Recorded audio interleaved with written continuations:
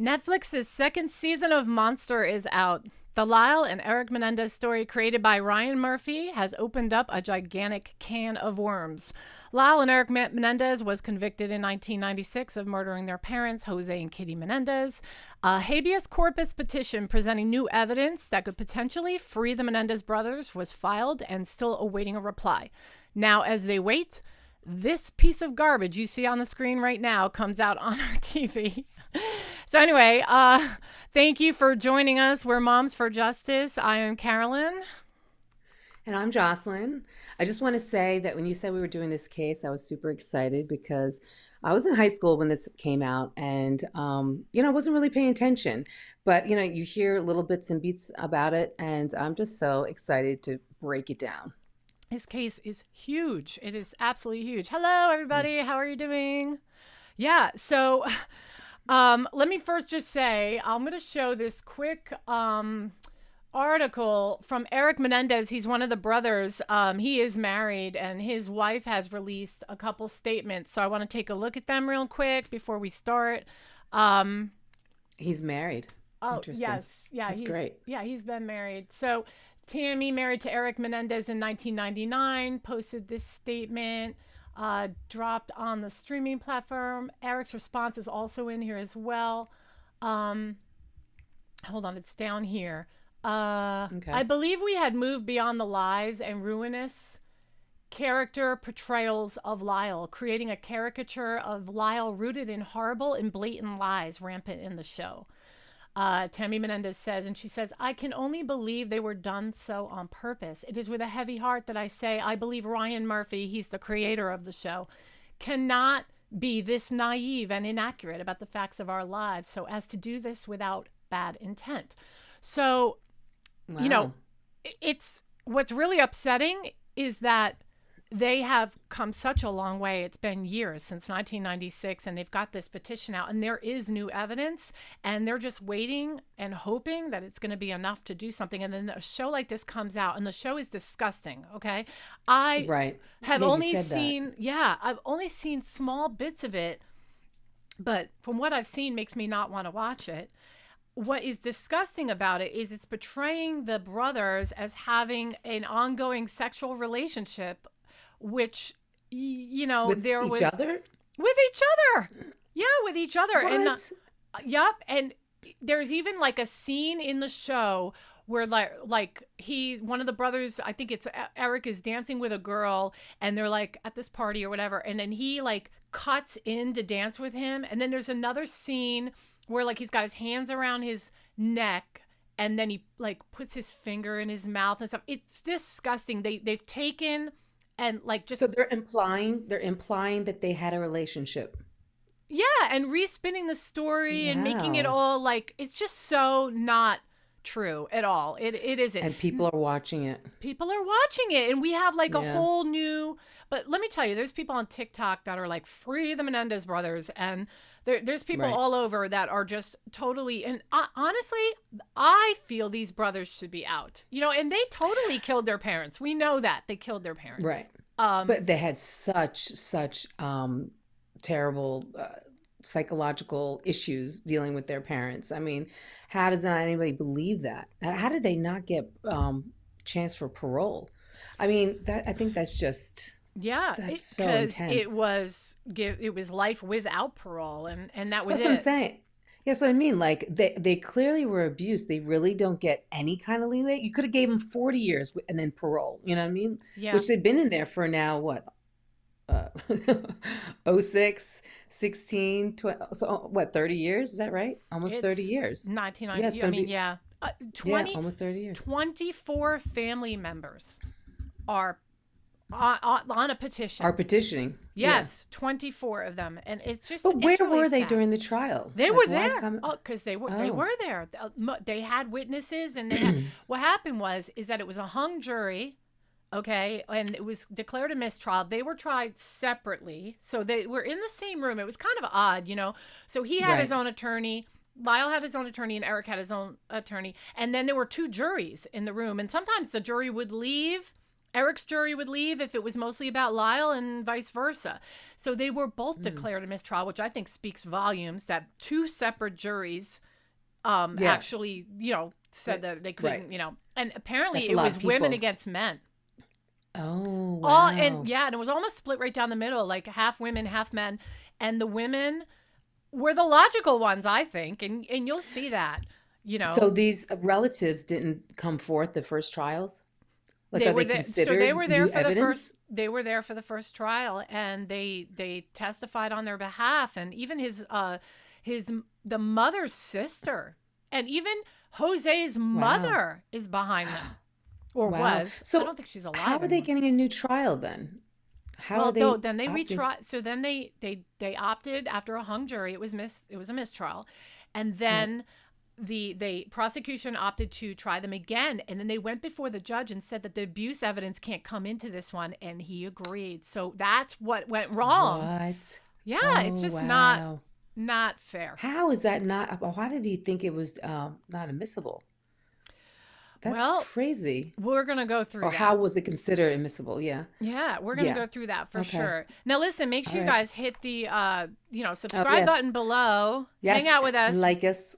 I want to like we've never done this before, so we're gonna like I don't want to just do this case in one shot, and we're Right. gonna do other cases in between all that, but we're gonna do a part one and a part two, and I know part two is Yeah. gonna be about the childhood. So the next Yeah. time A we do deep this, dive. a deep dive into what really went on with this family, and I'm excited And about there's that. so much with with their history because they went on for 12 years. So there's, it's just amazing, crazy. It Oh, my girlfriend Andrea's on. Hello, and my husband. hello, how And are hi, you? ladies, Barbara and Okay, so Anna. our story begins in 1989. Where were we in 1989? Oh God, where were we? We were in ninth grade. Freshman year. Yeah, Freshman freshman year. Yeah, year in a little and in a little town. We're not saying if we still live there, but a little town of yeah, Freehold. We lived there, and yeah, Jocelyn and I were besties. We had the cars with yes. the decals on the windshield. Remember of all the like Well, the. we weren't driving yet. We weren't driving yet, but Oh no, you were you're right. dating, right? Yeah, yeah, You yeah. I were was dating dating some this guy. guy. Yeah, Yeah, she was dating this guy, and I was dating his like really good friend. you were. I don't even Yes, remember that. it was Vicky's brother. Okay, okay, that's right. That's I right. forgot you were Yeah, dating him. just for a Okay. little bit though. Yeah, Yeah, yeah, yeah, yeah. Okay. All right. So yeah, 1989, the music is like freestyle. You've got like Bobby Brown, My Prerogative, Every Little Step, right. songs like But that. the guys that we dated were really into heavy metal, so Oh, we were yeah. listening to remember that? I They don't know listened to what made us. Ozzy and Kiss. I remember Yes. it was like, Oh, Iron Man was always being played at the parties, and there were always like we would play quarters, remember? With the shot yes, glasses. All right, anyway, yes. we don't want to bore y'all. Yeah. Anyway, yeah. So anyway, yeah. So if you're new here, we are best friends, and we're mothers to children and all that, and we just love to talk true crime. So this case, we're starting with 1989. So this was also I also want to talk about the time period, like what was going on between, especially during the trial. It was like a really traumatic time in Los Angeles, okay? And the criminal justice system was really strained. We had the Rodney King riots going on, and then the O.J. Simpson case was going on in between the two trials, the mistrial Oh, one and the one wow. where they were found guilty. And that's going to play a huge role in how the Menendez case's verdict came out. And I'll get Right. But into not only that. that, not only, but Simpson came out in '96. Right? No, he The was the verdict I've was got the 90. actual No, date. the verdict was in '96, I believe. No, October 3rd, 1995. Oh, I made sure I 95. put that Okay. down. So, and then the Menendez final verdict of guilty came out March 21st, 1996. And the Oh, OJ not guilty verdict, um, it just threw our country into a absolutely, riff. but the Yes. not guilty kind of, it came at the perfect time. You had and I don't want to get too much into OJ. We could do him another time, but they had a cop in the OJ Simpson case that was proven to be racist.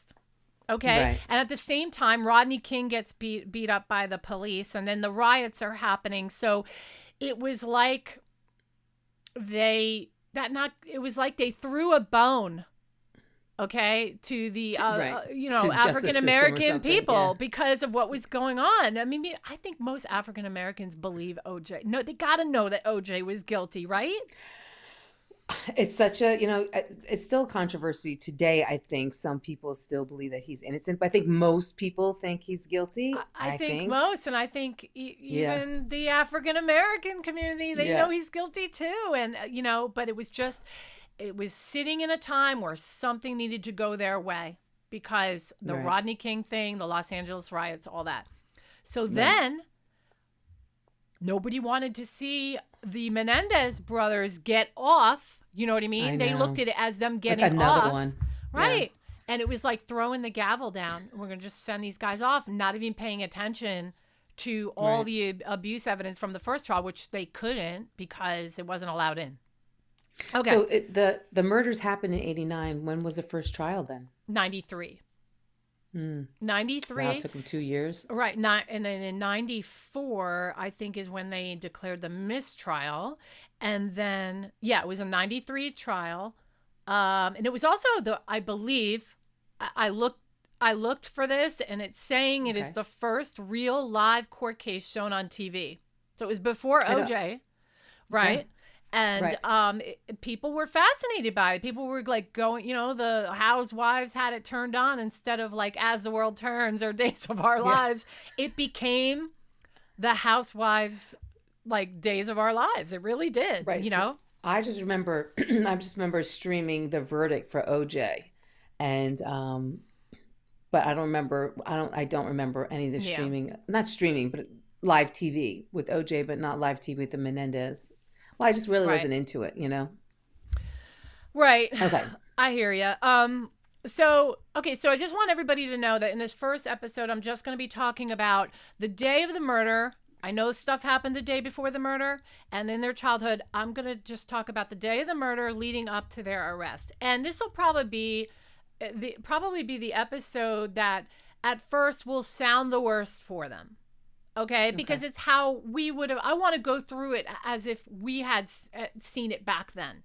Right? Okay. Also, I want to let you know that I'm going to tie in José Menendez into other things.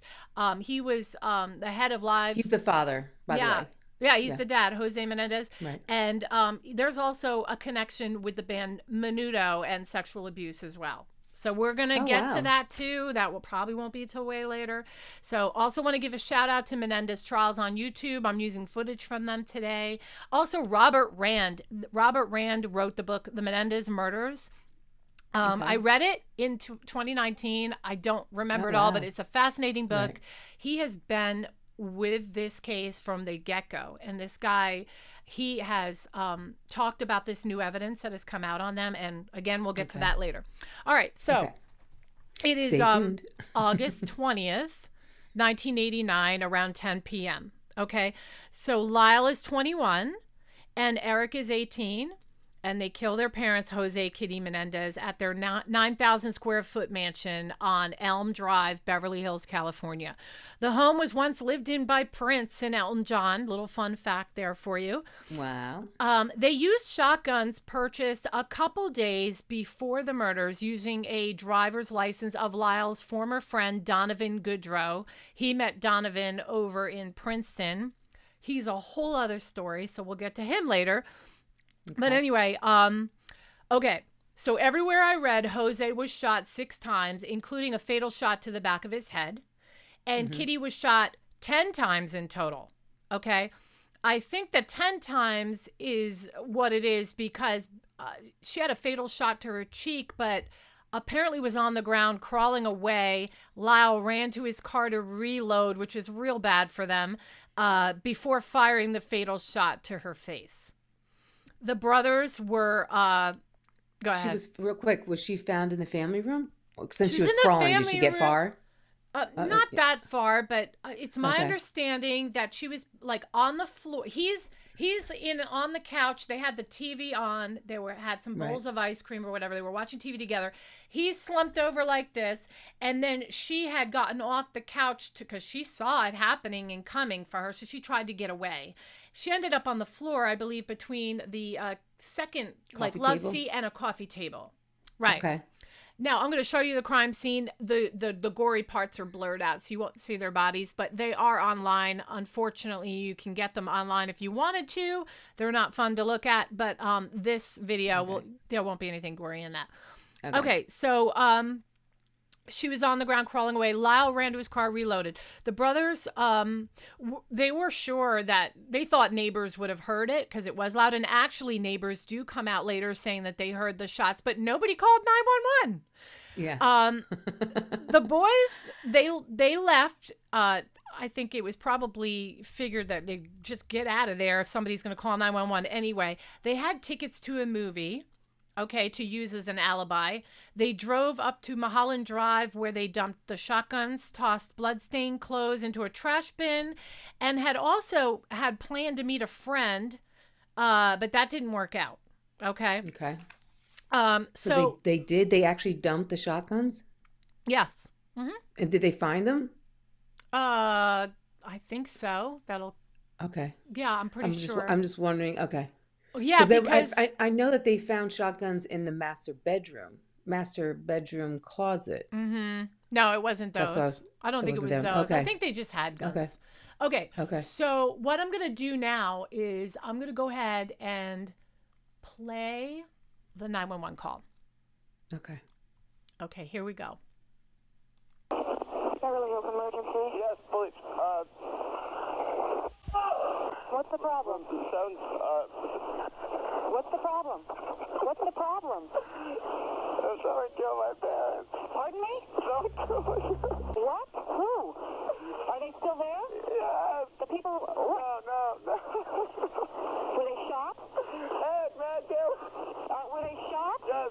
They were shot? Yes. 102 response, 722 North Elmont. What happened? I have a hysterical person on. We're trying to get screened further. Other units responding. Is the person still there? What happened? We have units around. What happened? Who shot who? I don't hear anything. I just came home. You came home and found who shot? Mom and Dad. You know if they're still in the house, the people that did the shooting. Get away from them. Okay. Hey, let me talk to Eric. Who is the person that was shot? My mom and my dad. Your mom and dad? My mom and my dad. Okay, hold on a second. Okay, we're on our way over there with the ambulance. Okay, I gotta go. Okay.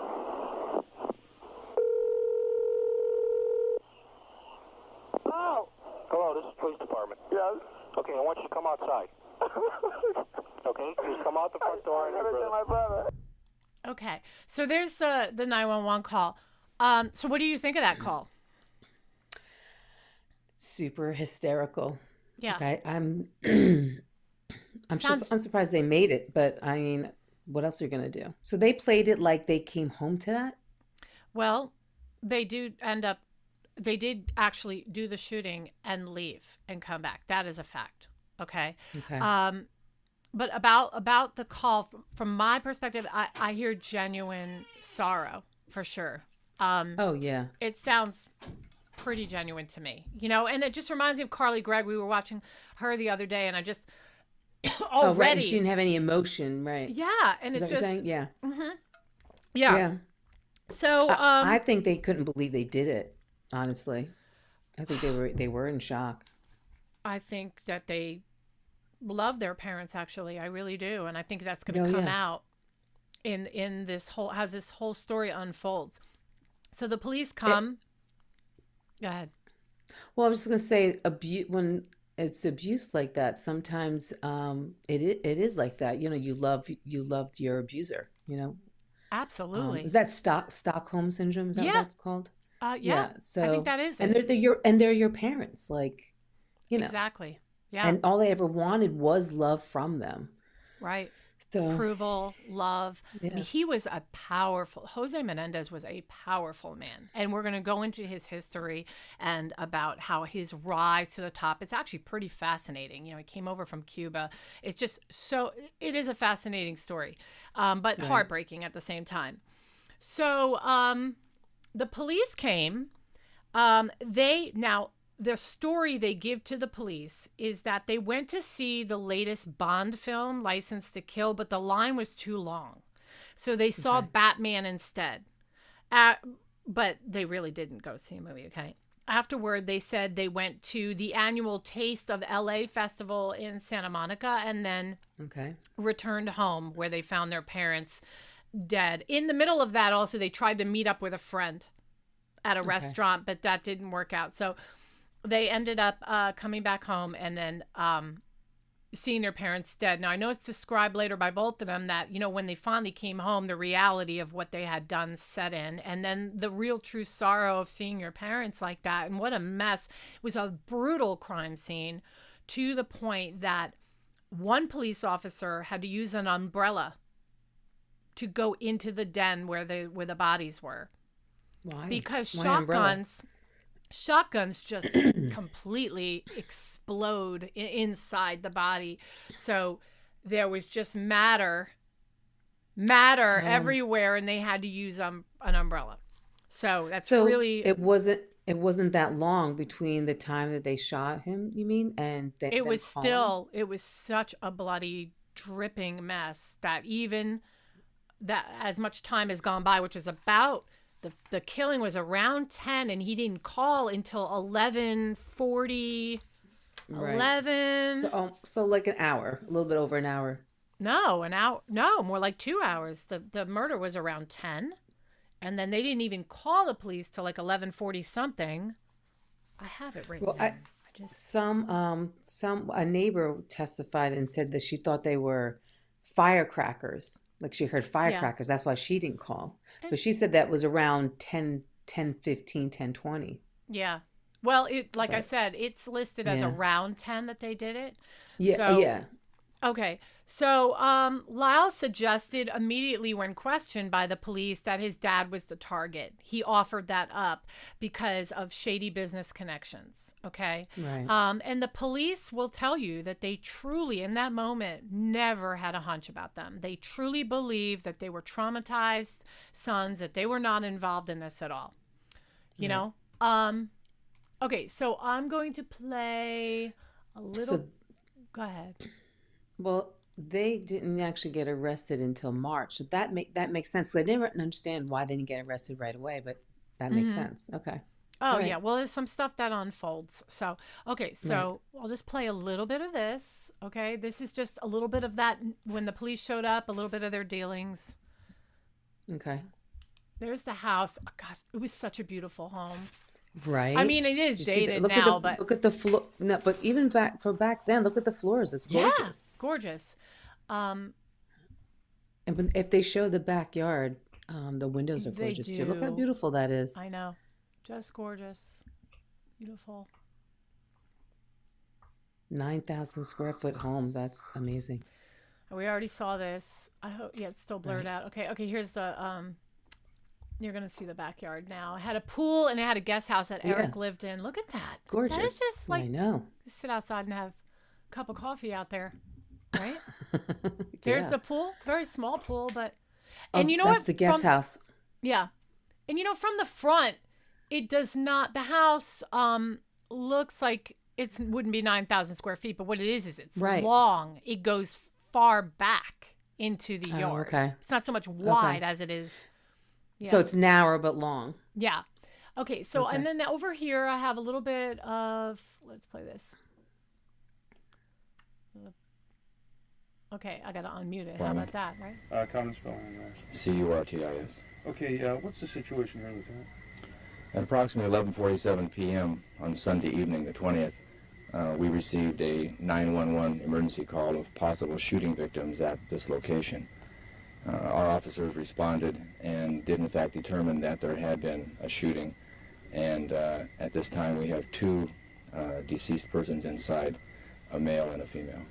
Okay, no names at this time, but has anyone been taken into custody or any suspect? No one in custody at this time. We have our detectives, our homicide detectives are here, and it's under investigation. Okay, so there's nothing else you can tell us at this point? Not right now, when I can. Okay, and then there's another section. I want to get when he's talking. That's him carrying one of them out. I've not been told any statements that said that it was or was not a hit, or it was a robbery, or it was something else. We're not sure, and we're not speculating at this time what it may have been. People in this quiet, exclusive neighborhood remained surprised at the murders.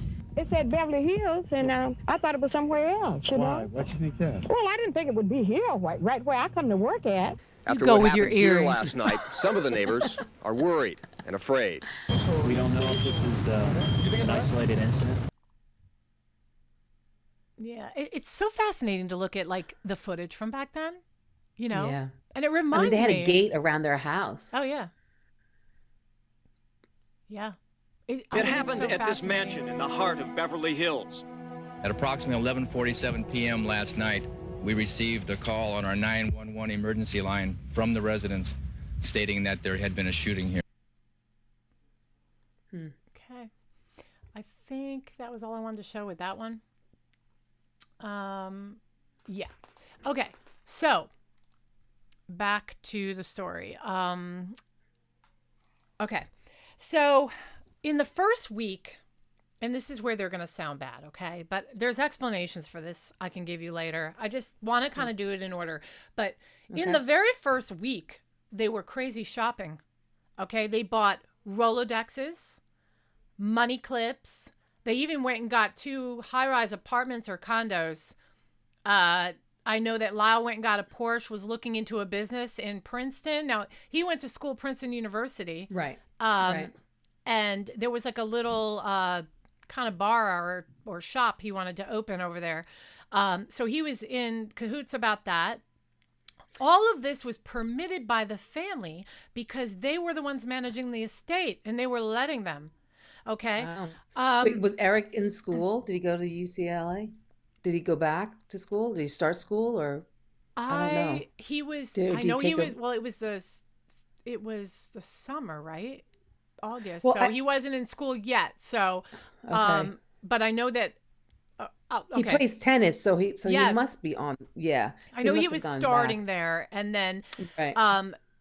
Lyle had some problems at Princeton with plagiarism, and again, I'm going to do that in part 2. Okay. So I didn't Okay. want to get into that, but there's schooling and all that yet. But so 10 days later, Lyle hired a technician to come. Again, this looks horrible. Hires a technician to come and wipe his mother's computer, specifically to search and get rid of a folder labeled "The Will."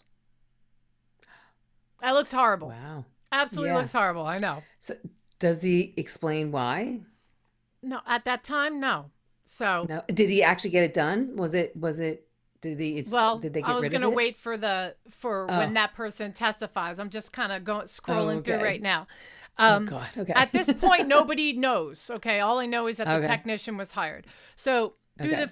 okay, so now it appears in the next couple weeks after that Erik is struggling to live with himself. Okay, his behavior becomes strange, erratic. He's crying all the time. He's very, very emotional. Right. Clearly he's struggling with his parents' death. Right. He even became suicidal. And now they had a therapist that they had already been going to that José had helped set up for the 2 boys Okay. to go to. So Erik went I ahead found that and a little weird, but yeah, his name is Dr. Oziel. So he goes and sees the therapist on October 31st. And Erik asked Dr. Oziel if he wanted to go for a walk outside because he didn't want to talk to him about what he wanted to talk to him about inside the office. He wanted to be outside on the street. So they go I wonder why. outside.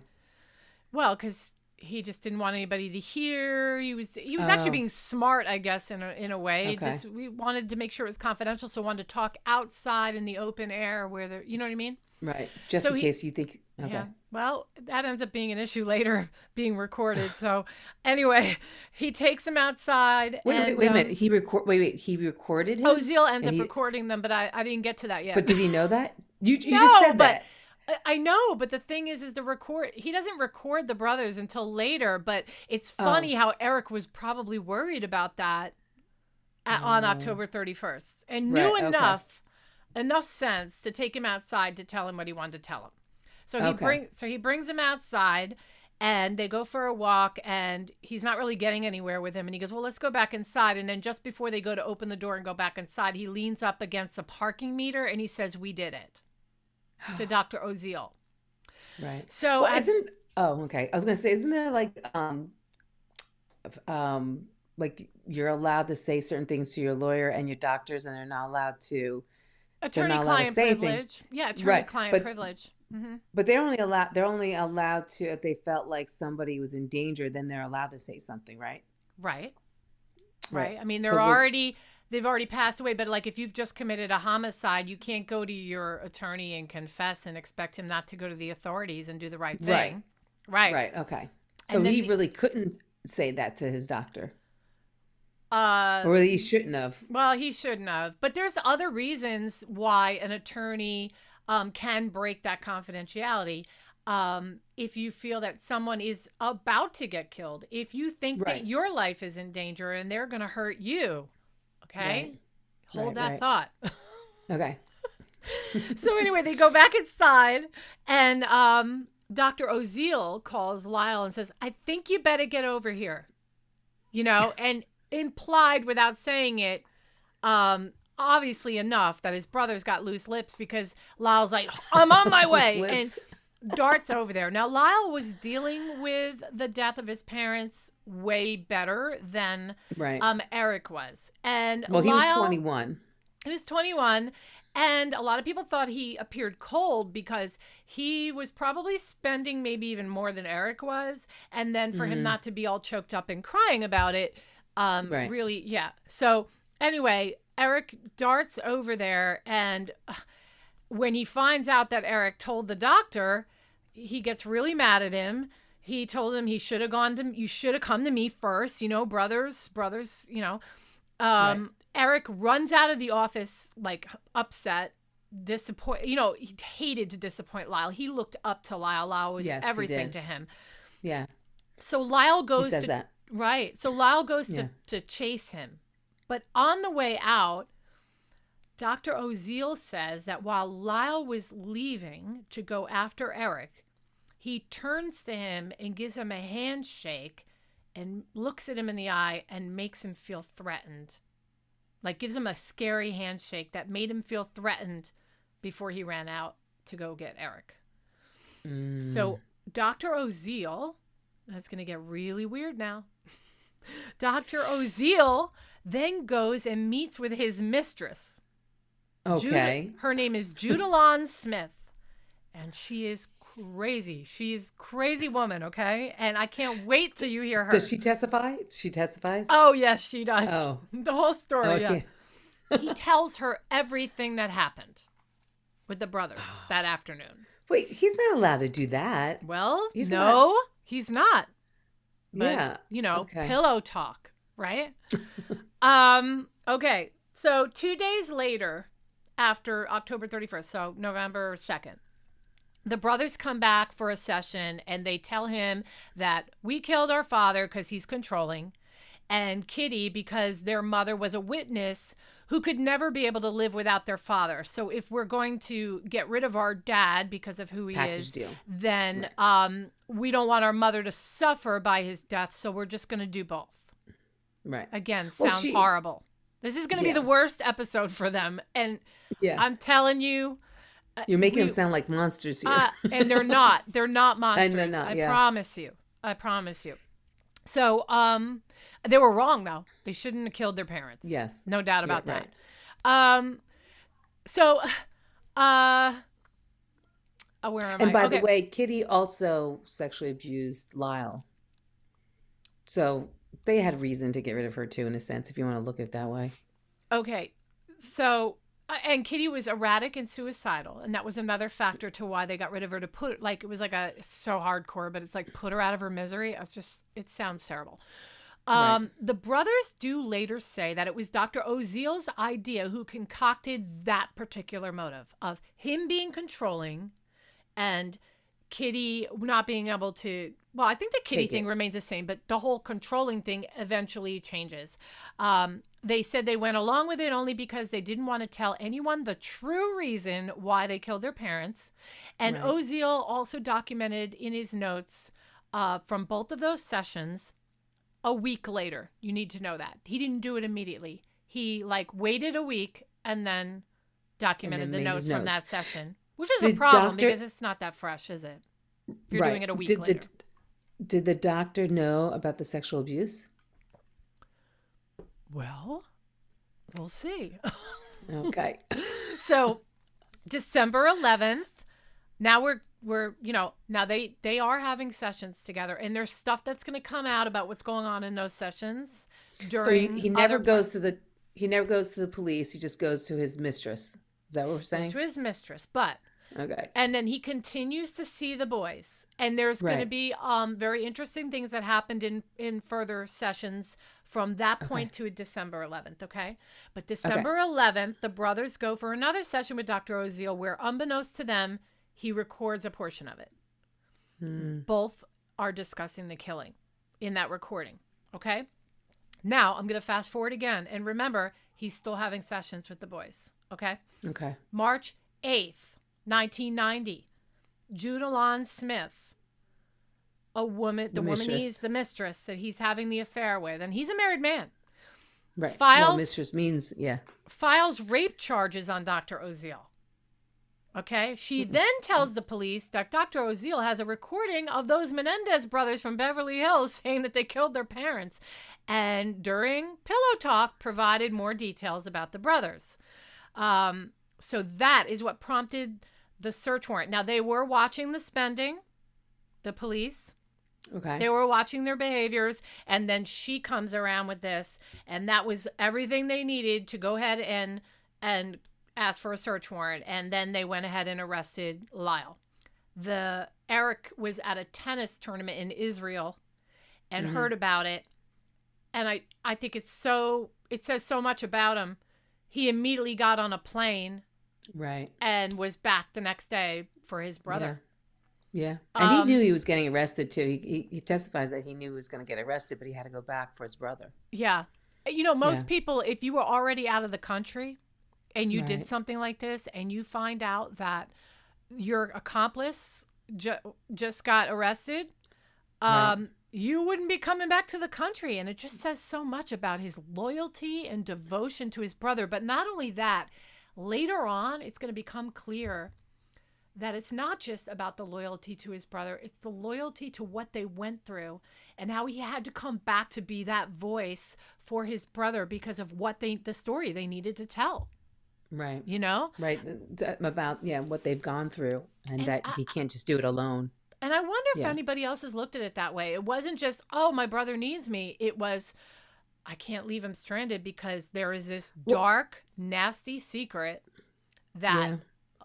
I need to be there to testify for him, and he's going to testify for me. Right. Well, they were in it together, unfortunately. Yeah. And he was going to support him as much as he supported him. Yeah.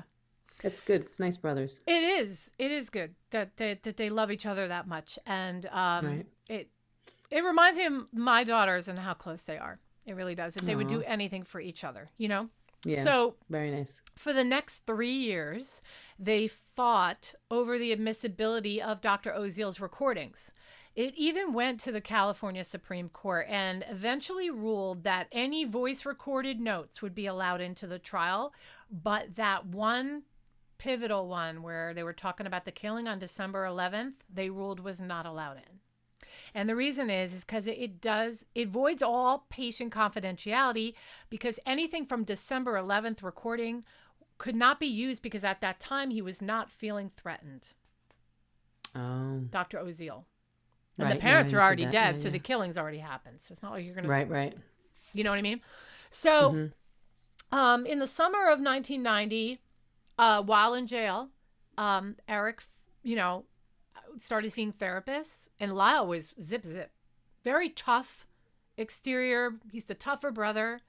He was not going to let this secret out. And I think he was going to go down no matter what. And he was not going to do that. And it comes out later that he did not want to ruin his father's name. Oh, That was a large reason for it. Yeah.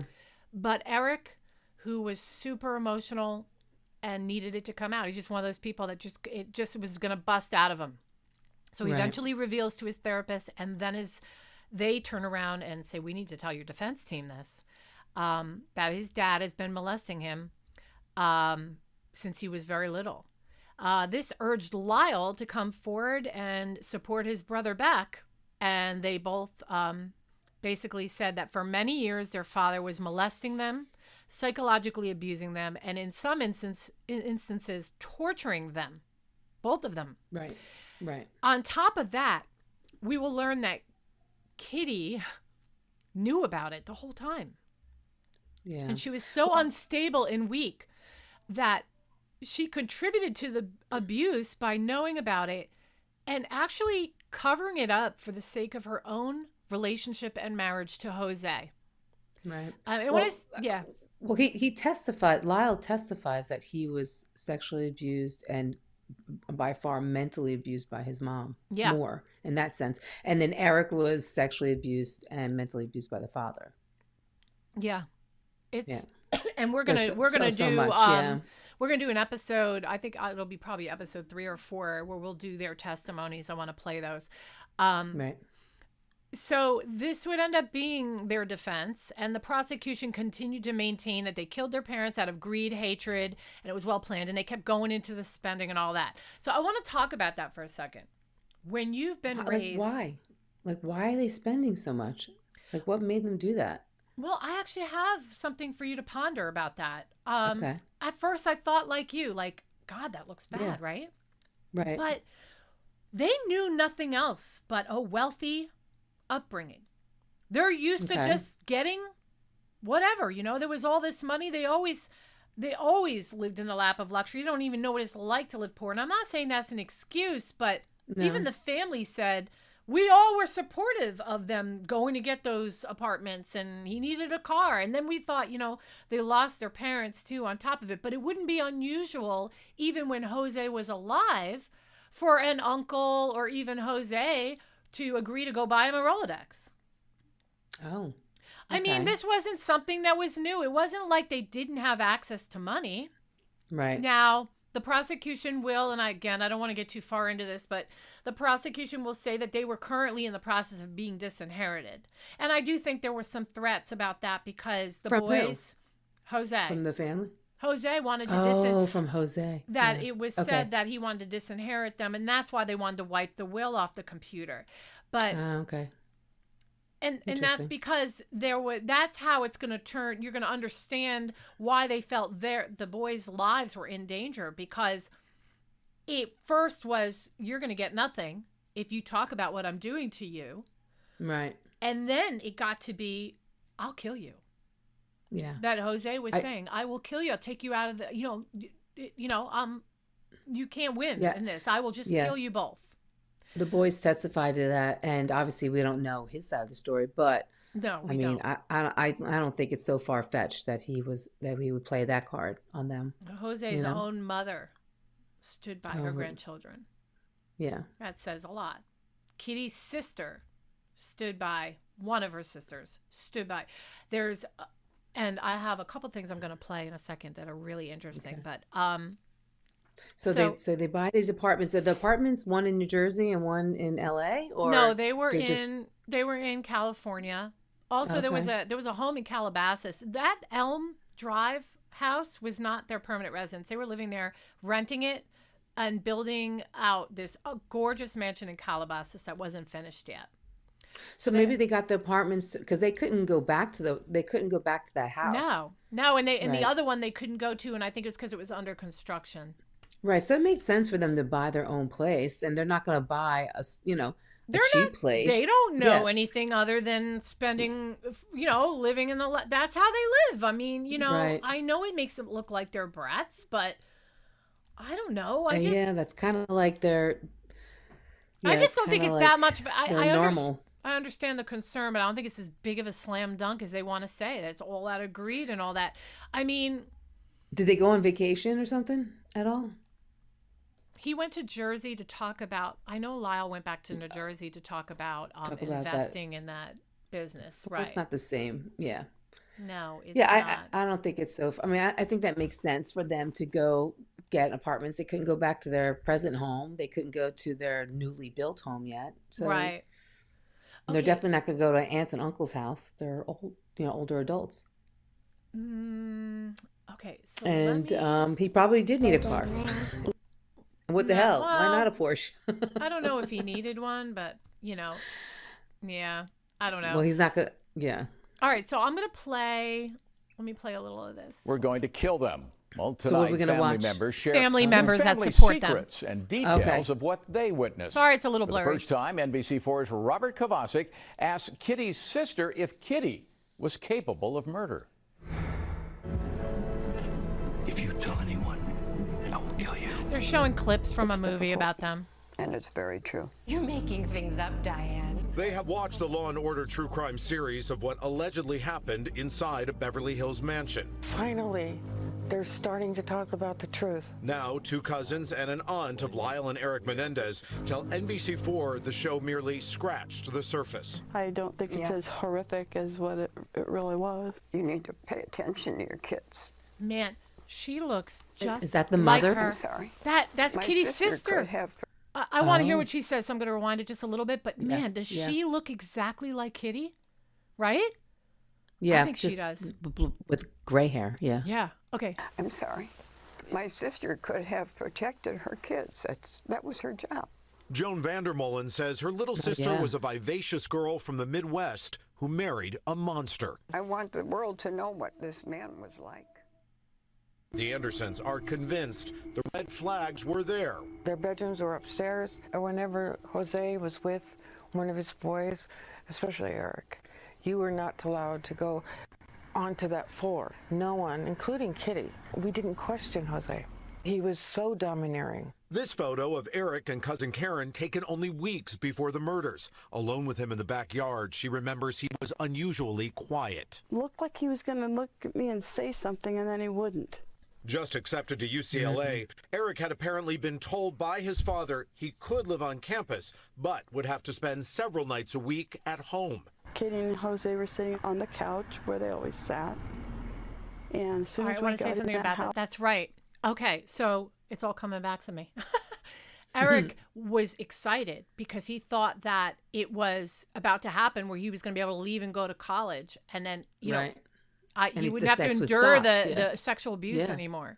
Right. And one day his father says, "Oh, no, you're not going away. You're going to live here." I mean, can you imagine how deflated you would feel after suffering for so many years, being sexually abused 12 and years. tortured? I mean, when you Yeah. guys hear part 2, actually, yeah, part 3 too, because that's really where the testimony is going to be. You're not going to believe what this man did to and these relatives know that he did it.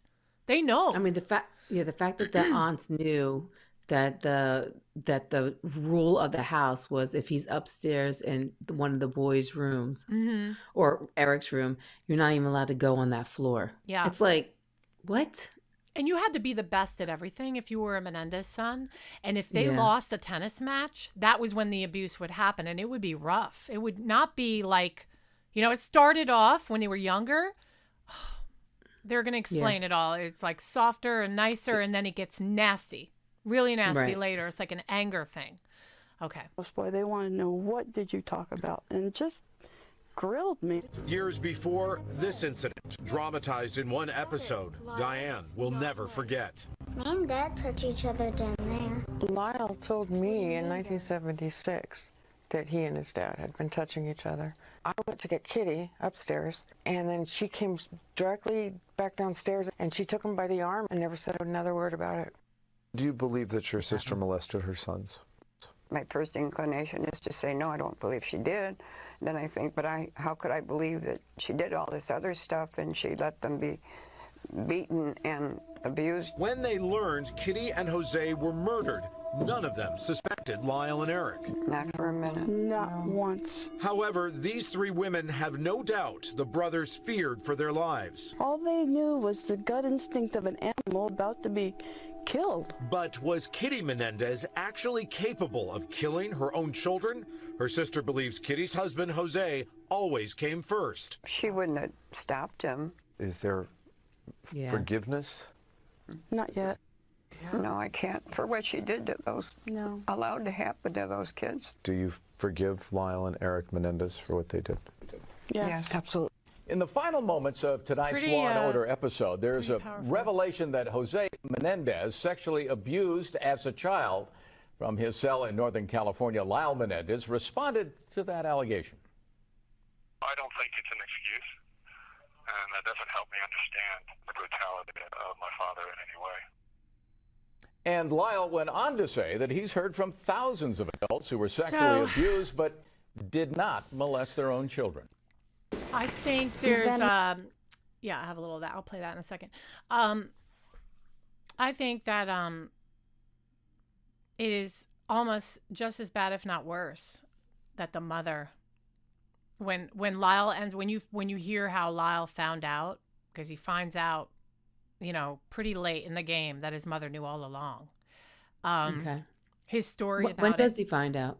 He finds out like not long before the murders. Like it wasn't he assumed he was giving her a big bombshell one day and went to tell her, and then she's like, so that must have been it. Okay. Yeah, and I don't know. Okay, so we're called Moms for Justice, right? So, and there's other mothers on here. I mean, how do you not always fight for your kids, But I understand that her husband probably came first, but how does you not caring for your kids' well-being not come side by side to that? It's one thing to back up your husband and try to be on the same wavelength with him when it comes to even punishing the kids or whatever, your life moving forward. But how do you not protect your children? I cannot. I can't fathom it. You know why? Also, according to Lyle, he does say in the testimonies that his mom used to say to Lyle, that he ruined her life. Yes, all the time. She was this upcoming model, and she had beauty pageant winner, right? And she was very pretty, She was. And then she got pregnant, and that's it. She was having the baby and she was getting married, and that was it. And so she felt like her career ended and her life ended. And obviously 18 years later, it's not like you can go back to that. So she always blamed him for ending her, succumbing to this life as opposed to the one that she wanted, She had no voice in that marriage at all. He was a philanderer. He was very powerful. She ended up on a lot of mental health drugs. She was an erratic driver. She was cold-hearted to the boys. And I heard dinner time was really tough. He would drill the kids. He would drill Lyle and Erik. Well, he started off just doing it to Erik, and Lyle kind of was on the back burner. He was just like a dope. He didn't take him seriously. I think Jose really believed in the whole your first son is more important, is the one who's supposed to lead the way, and there's less expectation on any boys after that first one. Right. And he put so much pressure on Lyle to succeed. Emphasis on him, Right. And then when in soccer, because Lyle played soccer. Yep. And brutal for any sports. When it came to, Erik wasn't the best at school, but Lyle, he got into Princeton. He had great grades. He was super smart. No, he didn't. No, he didn't have good. But Jose had to pound on doors and write letters to get him into Princeton. And that'll be in part 2. Yeah, you're going to be surprised. Okay. Yeah, he had a hard time getting into Princeton. And the dad had to pull strings. And the father was that powerful. He knew that many people. And imagine your dad being José Menendez. I mean, But you can't get into Princeton if you still don't have the grades, though. You still have to have grades. Maybe he didn't have all the extra stuff, you know. why like don't we, when we get to that, then why don't we revisit that and see what you think after Okay. that? Because you're right. In All right. most cases, you're absolutely right. You can't just go to Princeton or Yale if you don't have. But I don't know. It's José Menendez, and he had so much. This is in the pull. 80s, so it's possible. Yeah, That's true. and they lived not far from us. Hi, Bart. Oh yeah, let me see. Anybody got anything they Yeah, want to what's she say? saying? Speak up. Kitty was using drugs and drank to escape her world. She did. Oh, She yeah. was she just didn't care, and all she cared, was about the fact that her, she didn't know who she was. She lost her identity a long time ago. And Right. And she certainly didn't want to be a mother. no, and I think she was She in didn't competition. want to be a mother. She was in competition with the attention that the boys were getting. She I'm wanted sure. she wanted the attention too. She was willing to sell her boys right down the river because she wanted José's attention. And so Lyle also testifies that there's times where they would follow, they'd go to the mall and the mom would just go from store to store, not caring Nope. if they were following her. And there's times where they literally were like found by a security guard and Yeah. they would have to call her over the speaker to come get her. You remember It's back like, in the day when you'd go come to get the your- mall and you'd lose your parent and you'd have to go over to this one kiosk area and then they Yeah. would call your name out and it was embarrassing and she wouldn't even rush to get there. No, she wouldn't. I remember doing that to my mom, like at Kmart or something like that, or On Jamesway. purpose? Remember Jamesway? I remember No, Jamesway. I was just a wanderer. You know what I mean? So I would Mhm. just wander around, and my mom, you know my mom. So I'm not talking like I was 5. I'm talking like when I was like, I don't know, 7 or 8, and in our small town. Mhm. And then she would have to go to the front and call my name to come to the front desk, come to customer service. Was she I would think that she would be a paranoid type. She would be, or My would mom? or would she wait and be like, I'll take my time like Kitty did? No, my mom would go to customer service and say, I don't know where my daughter is. Can you But call would her she over was speaker?" she the frantic type? If you weren't right there, would she be like, oh, where is she? Oh, no. Okay, No. I think my mom would. No. My Okay. mom. No, I'm not even like that with my own kids either. No, I mean, know you're not. Yeah. No, and if So my mother.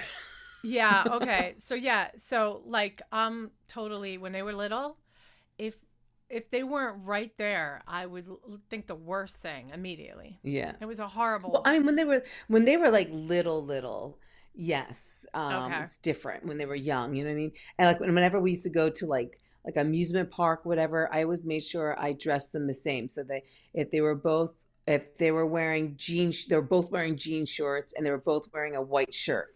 Because I felt like if I didn't, if they got abducted or something, I could just look at the one kid and be like, okay, they're wearing. It would just, make me remember it was this white shirt and these jeans, or whatever. You know what I mean? So I Yeah. always made sure they matched in that way. Yeah. But once they got to like 10, and if I was in a store and they walked away, I wasn't like, you have to be next to me this whole time. It Right. wasn't like that. Right. Okay, money and power talks. Yep. Yeah. w- So just- maybe you're right. This story is insane. Make sure you're subscribing to the channel because you don't want to miss part 2 and 3. Okay, Yes. so And like us. yeah, like us, please. I'm just kidding. Like us. Okay, so I'm gonna play now. This is the same cousin. She's a little younger, and I have like a 3-minute clip of her when she was talking Okay. back then, and you'll see the consistency in what she's saying, which is it's nice that they've kept the same.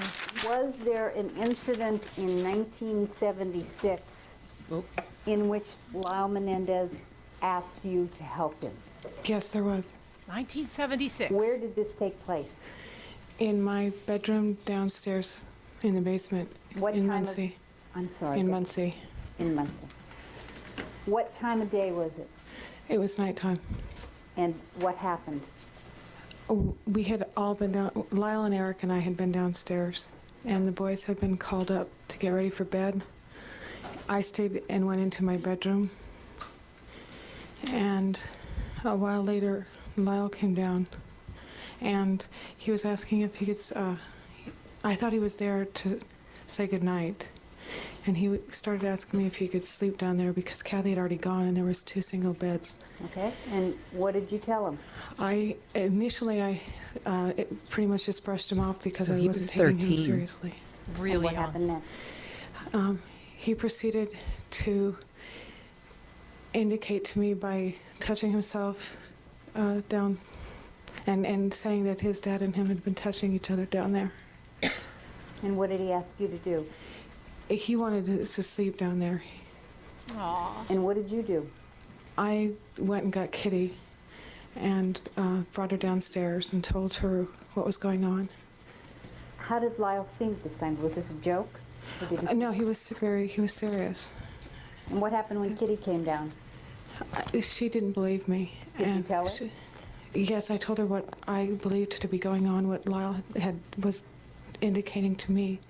And she immediately, I don't remember that she said anything to me, just that I knew that she did not believe me. And she took Lyle and brought him back upstairs. When you say she took him, did she physically grab him? She took him by the arm and brought him back upstairs with her. And did you ever discuss the incident with Lyle anymore? No, it wasn't ever discussed after that. Thank you. That's our offer. All right, people wish to examine? So credible, you know. Wait, that's his cousin? Wait, that's his cousin? Or is it his aunt? That's his cousin, yeah. And she stayed, you're going to find out again in part 2 that she stayed at the house for a good period of time, like spent a summer there or a month or something like that. So Anna, remember the scandal that came out with the elite Hollywood parents who paid to get their kids into the Ivy League universities, even though they did not have the grades? Yeah, wasn't that like Felicity Huffman and Lori Loughlin? Yes. And I loved her in that show. What was that show? Desperate Housewives. No, that's Lori. That's Felicity. I meant Lori. She's in that, like, wasn't that she really like in a show with John Stamos? John Stamos, Full House? Yeah, Full House. But I mean, recently she was in a really good show. I can't think of the name of it. Anyway, they end up canceling the show because she was like the head person, like the main character of that show, and it was such a shame. But anyway, speaking of celebs that we're doing P. Diddy on Thursday, and that case. Let me tell you something. They're all going down. They're all going down. And it's like another R. Kelly situation. It is. Oh, and the R. Kelly story is, it's rough. You ever seen that series on No. I think it's HBO or Max. Well, it's Max now. Everything's Max now. Right. I watched that, and it is just like one of those where you need to take a shower afterwards. You know what I mean? It's so disturbing, but I do believe that the story needs to be told. What is going on here? I apologize, y'all. That's okay. I know I have another one I want to show. Hold on, I took some the clips. one that you want to show, what is it about? Who is it? Another testimony or another? Well, I saved a bunch of cousin little things. Okay. I just kind of like grab things. Wait, hold on. Anyway, by the way, that scandal that we were just talking about, to get their kids in, like they paid $500,000 for this guy to get them into these schools, and it's like $500,000. Like you could have paid for them to go to, any school. Why does it have to be Ivy League? It's just so crazy. Because they think they can do whatever they want. That's why. Yeah. Who's he? I wonder if he will commit suicide. Who's he? P. Diddy. Anna. She's talking about P. Diddy. Oh, okay. I doubt it. This is he's a little claim bit. He's innocent the whole time. Oh, I know, but I don't. Yeah. I don't think he's not going to admit to that. I don't think he would. He's too narcissistic to commit suicide. But I think they're going to I think they're probably going to kill him because he's got too much information. He knows too many people. Oh, it's just like Epstein. Do you think Epstein killed himself? I don't. No. Okay, it's the same thing. It's Epstein and R. Kelly all over again. And I think nobody killed. No, R. Kelly. Well, I'm mentioning R. Kelly because it's R. Kelly all over again with the sex slaves and the locking girls up and manipulation and all that stuff. And I'm actually excited for that case because I want to see them all go down. I really do. Yeah. All right. So we talked a little bit about Dr. Oziel today. So I want to put out as much as I can so that we're all like fresh on next week when we do part 2. But this is a couple minutes, not long at all, of Dr. Oziel. Okay. What a tool this guy is. Okay. Erik said that he entered the room first, and I believe that he was shooting at his father, and then Lyle followed after him. And basically, quote, Lyle finished off the job. Erik told me that his father said something like, no, no, and turned away and was shot as he was saying that. And the mother was, I think, shot second, and I guess... Yeah, by the way, I don't believe that because he was shot in the back of the head. Okay? He was shot in the back of the head, so I think he came in from behind on him. And the mother, yes, I think was face-to-face and saw more than... Yeah, but wasn't he like almost spread eagle on the couch? Jose? Yeah. What do you mean by I don't know spread how- eagle? I mean, like laid like this. No, he's Oh, he slumped. wasn't. No, he's kind of slumped a little bit, and it looks like he was like watching TV, like looking on an angle, and he's just like this. Yeah. But wasn't there wasn't his back of his head missing or something like that? Yes. So he's was saying, that an exit? Was that an exit wound or was it entrance? No, they're saying he was shot in the back of the head, but he's trying to make it seem like his dad, like he was face to face with his dad, and honestly, it would be very believable for me to think that that would be the scariest person to shoot at, would be Jose. And if I was them, I would have probably wanted to come in from behind. Yeah, I mean, he was the scariest person they've ever known. They were terrified of him. So it makes more sense that they shot him in the back of the head, and that's what the evidence showed, that he was shot in the back of the head. Now, Kitty, unfortunately, and it's going to be mentioned in the testimony that when she crawled away, they were hoping that it could be done quick with her too, but she was still alive and somebody had to go back in there. And Lyle ended up going back in there after reloading. It's horrible. And you'll hear about what their conversations were like in between when they went out to the car to get more ammunition. I mean, they were it was crazy. It was chaos. They were not just like, yeah, let's kill it. They were terrified. They were upset. They were crying. I mean, of course, this is what they're saying, but if you look at everything and with the abuse and everything, that only makes sense to me. I mean, the fact that their 911 call, it sounds like they just did it. You know what I mean? Like, Well, but this that, was like, that works for the prosecution, doesn't it? Like they went out. They went to the that art festival, and they went to a so-called movie that they didn't really go to, and then they came back and got those tears rolling. I still believe that they felt they had no choice. They went out, they got rid of the stuff. When they came back, it was like looking at it all over again, and they were just, I can't believe what we just did. In genuine remorse. That's what I mean. Okay, right. That's what I'm saying too, is that their reaction was so pure. And it was so pure that it seemed like they just did it. But we're talking about an hour and a half later. Second time around, they're walking in. So they said that they might have gone to this this fair, but who said they actually? Did anybody see them there? I doubt they even. I think they just said they went there, but they were probably parked on the side of the road. No, they the whole did time. go to that thing. It's not a fair. What did I say it was? It was like an arts thing. I just hit the mic. Sorry if I'm making noise. It's a LA festival of some sort of LA festival. Okay. Well, still, what I'm saying is, did anybody see them there?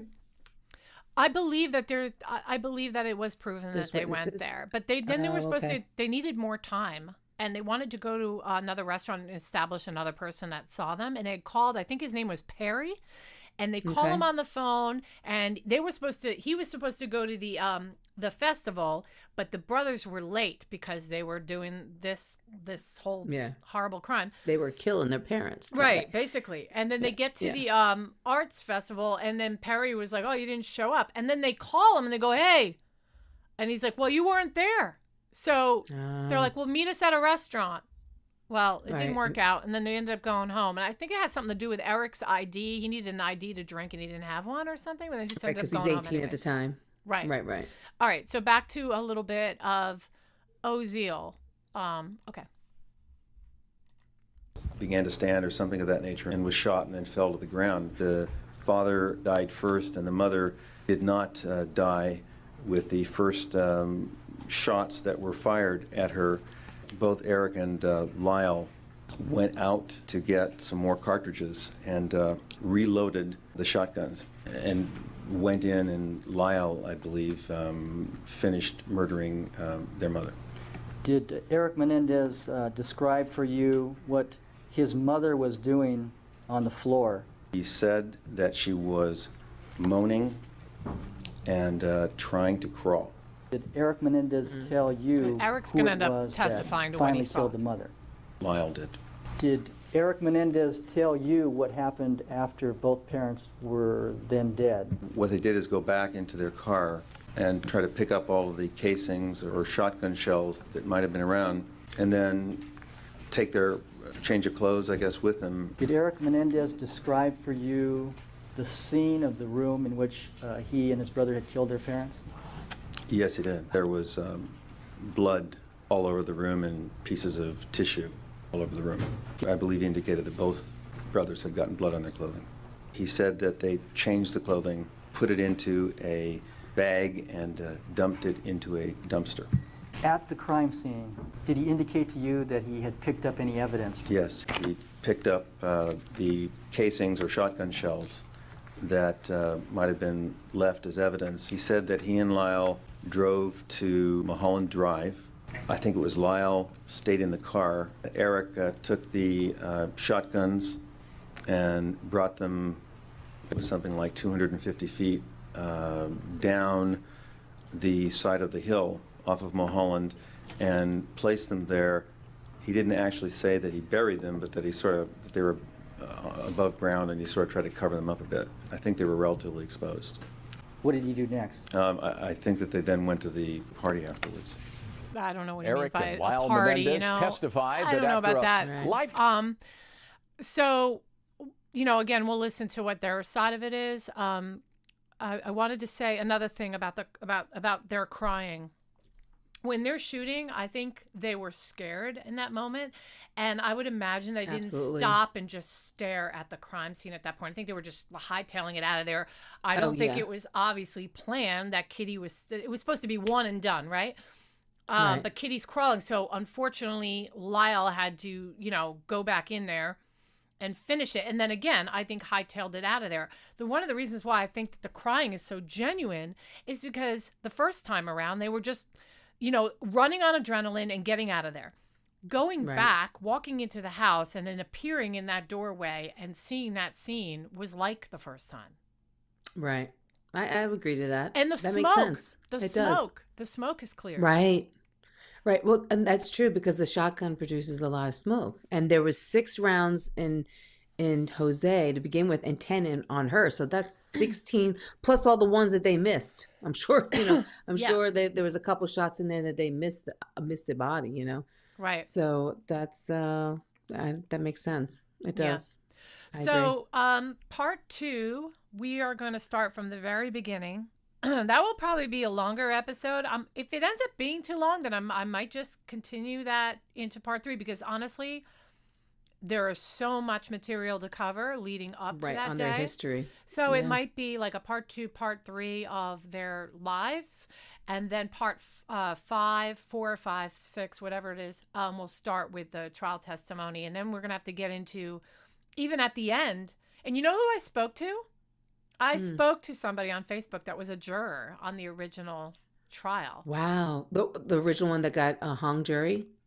Yes. And Is that how you know? Is that how you know that it was like men and women were opposite sides of the results? Well, did she say that? Well, I was gonna play some of that later on in one of the later episodes, but I'll tell you now that she's outspoken and there's videos of her speaking.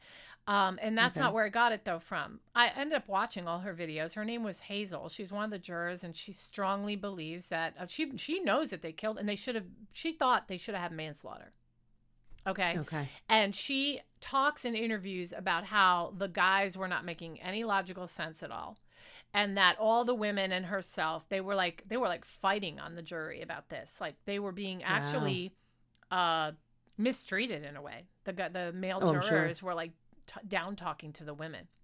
But anyway, she wrote a book as well. Does she say like what the men were saying? Like they just didn't believe it? They just didn't believe that they were Yeah, there's a lot of detail and I have videos to play that, but what would be even better is that while I was talking to some people on one of the Menendez groups, I said, does anybody have a really good like detailed timeline that I can take a look at? And she was the one who replied to me. And she says, I was a juror on the case. So now I'm trying to get her to come on the show, which would be really awesome. That would be great. Yeah. That'd be awesome. And then we could support her book. And also, just as much as her, I'd love to have Robert Rand on. And he's like, you know, he knows this case like the back of his hand. And it would be a real honor to hear from him. Now, he's the one who published the book that you read back in 2019? Yeah. And also, he ends up testifying. He ends up wrapped up in the case because, I don't want to give too much away, but the friend that Lyle had during Princeton, okay? Okay. The long story the one that behind with the fake ID? He lived with Lyle on campus at Princeton, pretending to be a Princeton student. He was working at a TGI Fridays with Lyle's girlfriend, okay, right down the street. And I used to go to college right there in that town, so it's crazy. I know all the places. It's really crazy. I did not go to Princeton. I went to another college in Princeton, but it was right down the street, and I had met some Princeton folks around that time. But I went a little later. I was in 92, 93. I was in the Princeton area. So anyway, this Donovan Goodrow was a waiter or bartender at TGI Fridays with Lyle's girlfriend, Jamie Pisaric, I think it's how you say her name. And Lyle met him, and he said, he goes, I go to Princeton, and Donovan Woodrow goes, oh yeah, I go there too. I'm going to be, you know, I'm starting up a semester soon, whatever. So Lyle gave him a place. He knew he needed a place to stay. So Lyle goes, move into my dorm. You can live with me. And he lived with him for 2 months. And then when Lyle found out that he wasn't a true student and he had been lying to him, also I think there was some stealing going on because he knew Lyle had a lot of money. Right. He threw him out. But held on to his driver's license, his wallet with his driver's license, and he used that license later to get the purchase.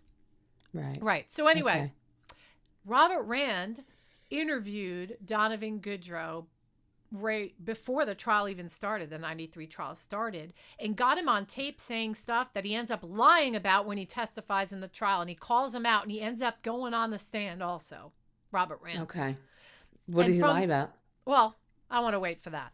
But he lies about some details with the knowledge of the abuse. Because it comes out that he had talked about the abuse with Donovan. And that Donovan also had suffered some abuse from a male family member or a male friend of a family member.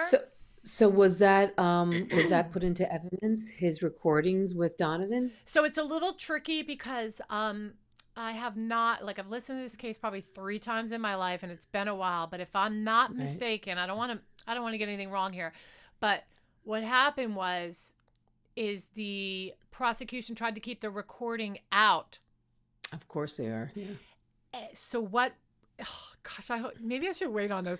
If I get don't quote me out on this. Doesn't everybody want justice? I mean, like, if he was, you know what I mean? Like, if he was really sexually abused, why would you not want that to come out? What, so that, you know, you look good in front of, you know, the mayor or whatever? I mean, like, it's just, why? But I don't understand how that. he gets it in is, instead, he's refused to, they don't allow him to get his recording in.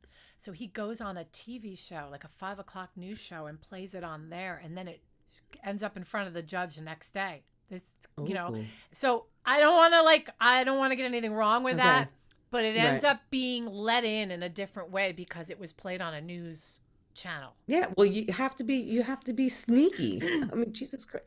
I don't want to say he's being sneaky though, because I don't think Robert Rand is sneaky. I think he really wanted justice, and he wanted the truth to that's come what I'm out. saying. He had to be sneaky in order to get in. Yeah, and if you're listening to this, I am sorry if I got any of that wrong. I think I'm right, but when I get to part 3 or 4, then we'll get into that. We'll go over it. Yeah.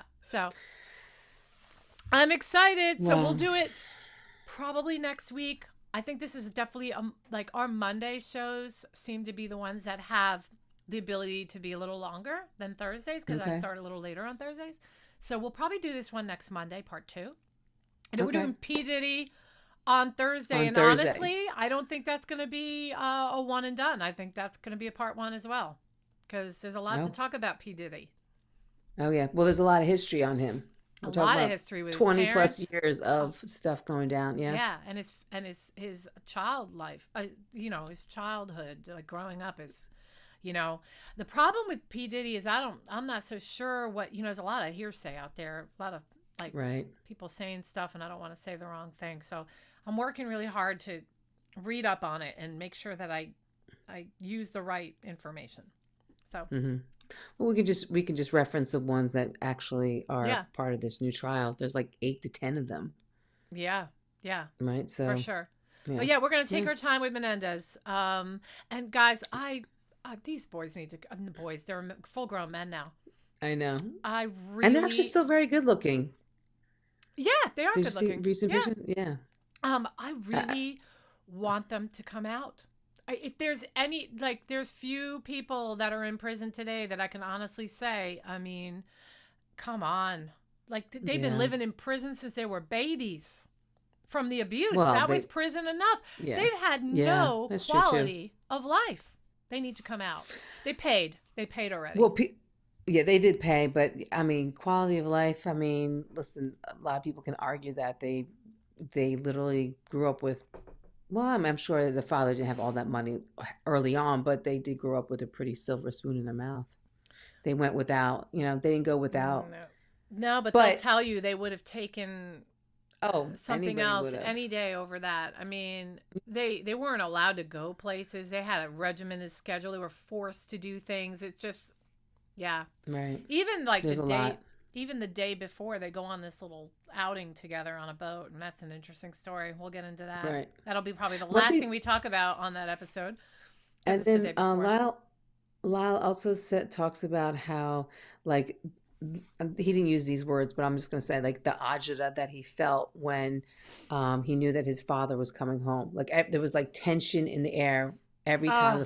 And the father went on a business trip at least once a week, it sounded like, and or like several times a month. So every time he would come home, everybody's on, like, you know, just having tension. Can you imagine growing up all your life just having tension before he walks through the door? What kind of mood he's going to be in? What kind of questions he's going to ask me? Did I answer them correctly? Did I, you know, it's just a lot. And the showers, the showers and stuff. You're going to hear stuff about, you know, them sweating when they were practicing. He would make, like, you know, be an opponent for him to play tennis. Come on, we're going to go. And the father could go for a long time playing tennis just as hard.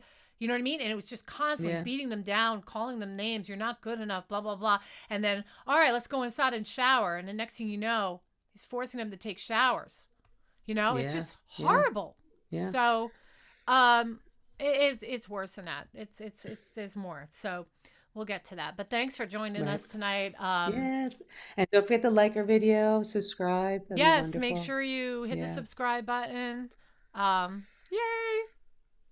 Better at it. We're Carolyn and Jocelyn with Moms for Justice, and we'll be back on Thursday night for P. Diddy. For P. Diddy. P. Diddy. All right. I'll talk to you guys Have soon. a good evening, everybody. Bye, honey. I love you. Bye. Love you too. The views and opinions expressed in this podcast are solely those of the hosts and guests. All individuals mentioned are presumed innocent until proven guilty in a court of law.